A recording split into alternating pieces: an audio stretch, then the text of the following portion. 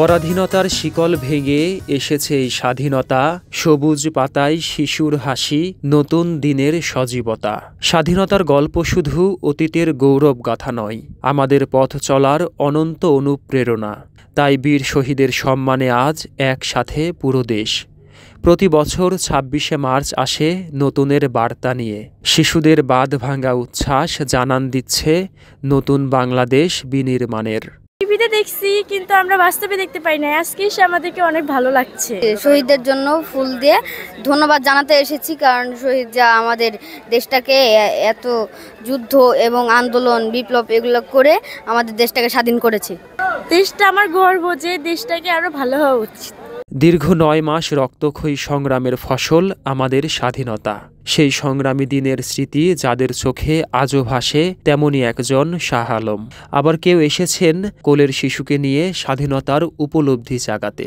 আমি অনেক লাশের পর লাশ দেখেছি, নদীতে লাশ ভেসে যাচ্ছে দেখেছি, শকুনে লাশ খাচ্ছে দেখেছি। ১৯৭১ সালে শহীদ হয়েছে, তাদেরকে গভীরভাবে শ্রদ্ধা জানাচ্ছি। আমিও দেখি নাই, আমার মেয়েও দেখে নাই, যেহেতু আমার মেয়েকে বলতে চাই যে স্বাধীনভাবে চলাফেরা করতে হবে এবং স্বাধীনতাকে বজায় রাখার জন্য আমাদের দেশকে এগিয়ে নেওয়ার জন্য কীভাবে কাজ করতে হবে।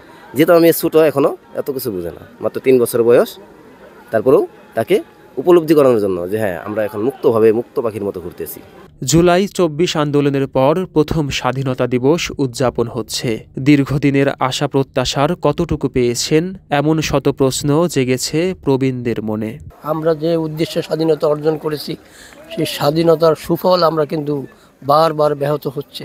১৯৭১ সনের এই দিনে যারা এই দেশটাকে স্বাধীন করছিলেন, যে আশা নিয়ে স্বাধীনতার এতটা বছর পেরিয়ে গেলেও আমরা সেই স্বাধীনতার সুফল পাচ্ছি না, এর একমাত্রই কারণ আমাদের দেশপ্রেমের অভাব। দেশের যে একটা নিজস্ব একটা আদর্শ থাকবে, ইউনিক একটা আদর্শ, সেই জায়গার হয়তো প্রতিষ্ঠিত হয়নি আমাদের। ২৬শে মার্চ মনে করিয়ে দেয় আত্মমর্যাদা ও উন্নয়নের পথে এগিয়ে যাওয়া, সার্বভৌমত্ব রক্ষায় দেশের প্রয়োজনে নিজেকে মেলে ধরতে শেখা। বাইরের কোনো শত্রু বা যেই হোক কোনো মাথা উঁচু করে দাঁড়াতে না পারে এই বাংলাদেশে। নিজের চিন্তা না করে আমাদের দেশের চিন্তা করেন, দেশটা যাতে ভালোভাবে চলতে পারে এবং পৃথিবীর বুকে যেন একটা সত্যিকারের স্বাধীন দেশ হিসাবে বাংলাদেশ প্রতিষ্ঠিত হয়, সেই লক্ষ্যেই আমাদের সবার কাজ করা উচিত। আমরা চাই আগামী প্রজন্মের নতুন যারা আসতেছে, তারা এটাকে সঠিকভাবে বাংলাদেশকে সামনের দিকে এগিয়ে নিয়ে যাবে, বাংলাদেশের মানুষ সঠিক স্বাধীনতা উপভোগ করবে।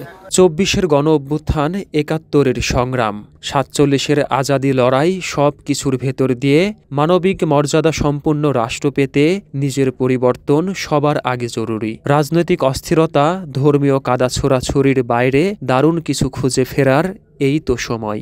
ভিন্ন মত থাকতে পারে, কিন্তু একটা দেশের অস্তিত্ব নিয়ে যে আদর্শটা, সেই জায়গাটা হয়তো ভিন্নতা কিছুটা আছে আমাদের। এটা একটু মনে হয় যে ঠিক হওয়া দরকার। আমাদের নিজেদের সচেতন হতে হবে, শুধু সরকারের উপর নির্ভর করে থাকলে হবে না। আমরা যদি ঠিক না হই, তাহলে দেশ কখনোই ঠিক হবে না। পলাশির প্রান্তরে অস্ত যাওয়া স্বাধীনতা সূর্যটিকে বীর বাঙালি বারবার ধরার চেষ্টা করেছে। ৭১ থেকে শুরু করে ২৪-এর বিজয়, এই স্বাধীনতার সুখ পেতে হলে সবাইকে দেশপ্রেম জাগ্রত করতে হবে। এই হোক স্বাধীনতা দিবসের অঙ্গীকার। আব্দুল কাদের নাহিদ, ২১শে টেলিভিশন, ঢাকা।